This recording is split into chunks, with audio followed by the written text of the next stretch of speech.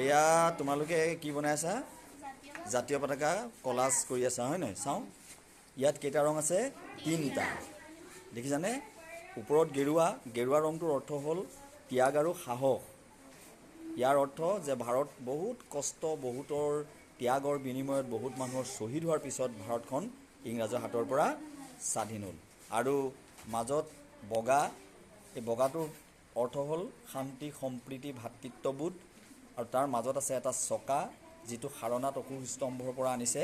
এই চকাটোৰ অৰ্থ হ'ল আমাৰ ভাৰতখন কি হৈছে? প্ৰগতিৰ পথত, উন্নতিৰ পথত আগবাঢ়ি গৈ আছে। আৰু ইয়াত কেইডাল দণ্ড আছে? 24ডাল।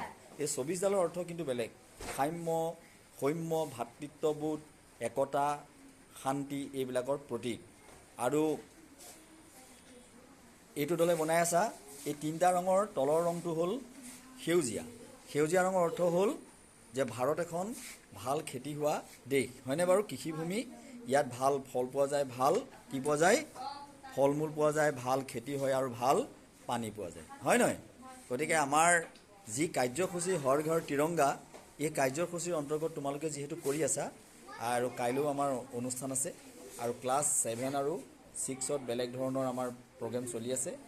ডাঙৰ ডাঙৰ পতাকা বনাই আছে। তাৰ বাবে ছাৰে কি কৰি আছে? এটা চকা বনাই আছে। এইটো অশোক চক্ৰ চকা।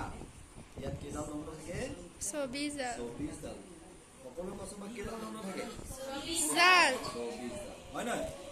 আমাৰ ভাৰতখন সদায় উন্নতিৰ পথত আগবাঢ়ি গৈ আছে। বুজিছানে? এতিয়া ইয়াৰ ৰং কৰিব লাগিব। তাৰপিছতে আমাৰ যিটো কাপোৰৰ পতাকা বনাই আছে ক্লাছ 6ত, তাত মানে এই চকাটোৰ মাজত দিব লাগিব দেই।